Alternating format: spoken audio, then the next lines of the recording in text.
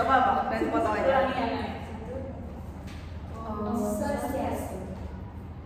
Selamat siang, Ibu dosen dan teman-teman sekalian. Sebelumnya kami ucapkan banyak terima kasih atas waktu yang diberikan kepada kelompok kami. Kali ini kelompok kami akan membahas tentang materi pendapatan, pengeluaran, dan pengukuran PDB. Sebelum itu, izinkan kami untuk memperkenalkan diri kami terlebih dahulu. Dimulai dari saya, perkenalkan nama saya Kadek Sinta Dewi Putri dengan NIM 25075111133. Perkenalkan, nama saya Gusti Putumian Wastika dengan NIM 250751132. Saya Alkana Marasinaga dengan NIM 2507511135. Saya Niputu Satya Dikayati dengan NIM 2507511134. Baik, untuk materi yang pertama akan dijelaskan oleh saya. PDB itu mengukur total pendapatan dan total pengeluaran dalam perekonomian, di mana pendapatan suatu perekonomian sama dengan pengeluarannya, karena uang yang dibelanjakan oleh pembeli itu merupakan pendapatan bagi penjual. Contohnya saja, pembayaran Caca ke Mora, di mana Caca membayar Mora untuk memotong rambutnya, dan itu pun menjadi bagian untuk kontribusi pada PDB sebagai pengeluaran dan pendapatan.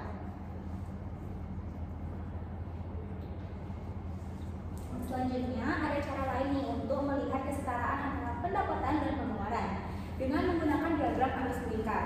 Nah, diagram ini menggambarkan semua transaksi antara rumah tangga atau household dan perusahaan atau firms. Nah, mungkin kalian masih ingat dengan materi pengantar ekonomi kemarin, saya ada menjelaskan tentang bagaimana diagram ini bekerja. Nah, jadi saya akan ulas kembali.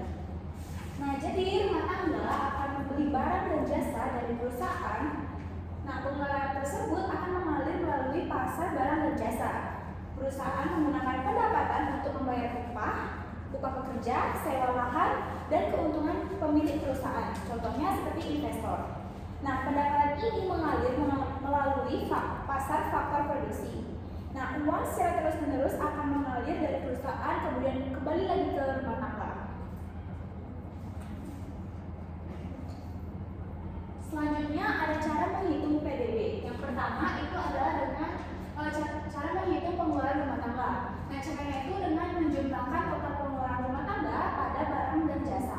Lalu yang kedua, cara menghitung pendapatan yang dibayar oleh perusahaan dengan cara menjumlahkan pendapatan dari upah, sewa, dan keuntungan yang dibayarkan perusahaan. Nah, kedua metode itu menghasilkan PDB yang sama.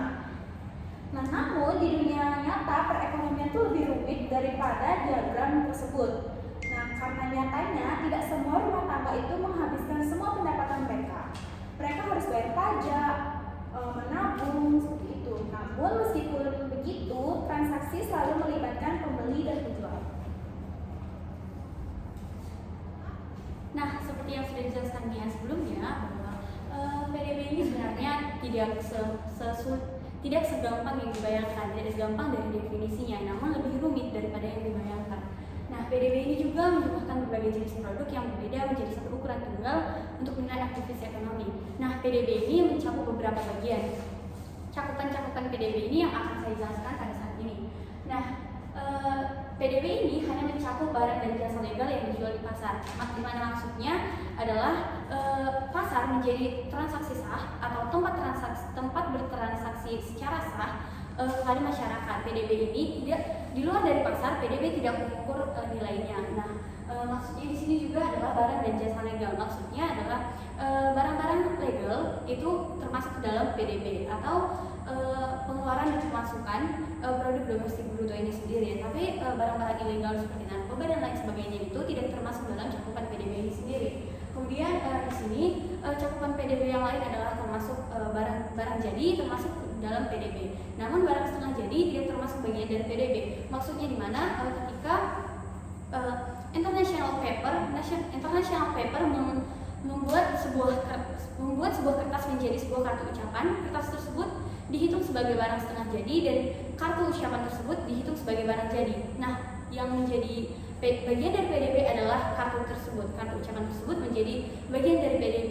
Namun untuk prinsip yang satu ini ada pengecualian khusus. Pengecualian khusus ini dimaksud adalah ketika barang setengah jadi ini dihitung sebagai inventaris atau persediaan peralatan atau juga langsung dibuat sebagai barang jadi itu, maka barang setengah jadi itu dikategorikan menjadi barang jadi. Contohnya adalah kayu. Ketika kayu digunakan, kayu sebenarnya adalah barang setengah jadi, namun ketika kayu ini digunakan sebagai alat inventaris atau persediaan peralatan, maka kayu tersebut menjadi cakupan dari PDB itu sendiri. Nah, kemudian di sini sudah saya jelaskan seperti yang tadi. Nah, di sini ada juga cakupan PDB yang lainnya, yaitu yang pertama, beli makanan itu.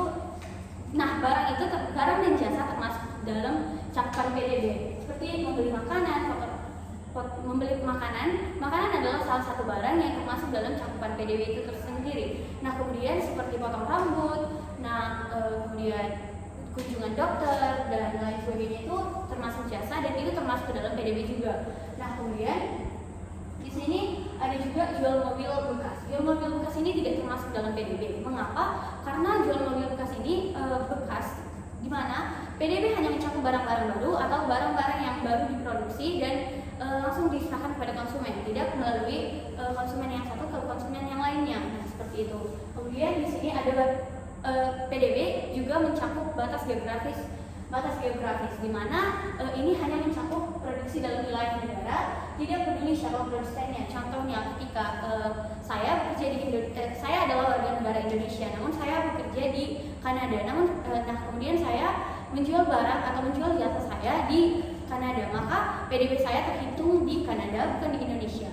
Nah, dimanapun saya berada, walaupun saya warga negara Indonesia, PDB yang terhitung adalah di mana saya menginjakkan kaki saya, di negara mana saya menginjakkan kaki saya. Nah, jadi di sini saya akan menjelaskan mengenai pendekatan pengukuran PDB. Ada 3. Yang pertama adalah pendekatan pendapatan, kemudian yang kedua adalah pendekatan pengeluaran, yang ketiga adalah pendekatan produksi. Nah, saya akan menjelaskan dari yang pertama adalah pendekatan pendapatan. Jumlah kompensasi karyawan, surplus operasional bruto, pendapatan campuran bruto, serta pajak akan dikurangi subsidi produksi dan impor. Estimasi volume pakai defer harga implisit dari pendekatan pengeluaran. Kemudian yang kedua adalah pendekatan pengeluaran. Jumlah pengeluaran final, perubahan persediaan dan ekspor barang dan jasa dikurangi impor barang dan jasa, yaitu estimasi volume dihitung untuk tiap komponen dan totalnya. Kemudian yang terakhir adalah pendekatan produksi. Jumlah nilai tambah bruto tiap industri dengan harga dasar ditambah pajak dikurangi subsidi produksi. Kemudian publikasi hanya menampilkan estimasi volume pendekatan produksi yang diperoleh lewat ekstrapolasi indikator tahunan. Baik, kesimpulannya, produk domestik bruto atau PDB merupakan alat untuk menilai aktivitas dan kesejahteraan ekonomi di dalam suatu negara, dihitung melalui pendekatan pengeluaran dan produksi, di mana PDB memberikan gambaran menyeluruh mengenai kondisi dan arah perekonomian karena mencatat nilai pasar dari seluruh barang dan jasa yang diproduksi dalam negeri pada periode tertentu. Namun, PDB tidak mencakup aktivitas non-pasar seperti transaksi ilegal, barang bekas maupun produksi masa lalu, serta tidak sepenuhnya menggambarkan kualitas hidup dan distribusi pendapatan masyarakat.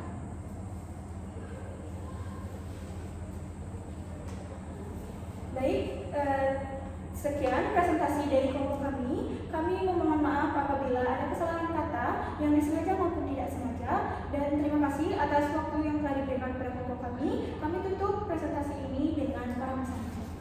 Om Santi, Santi, Santi. Kami buka sesi diskusi. Untuk teman-teman yang ingin bertanya,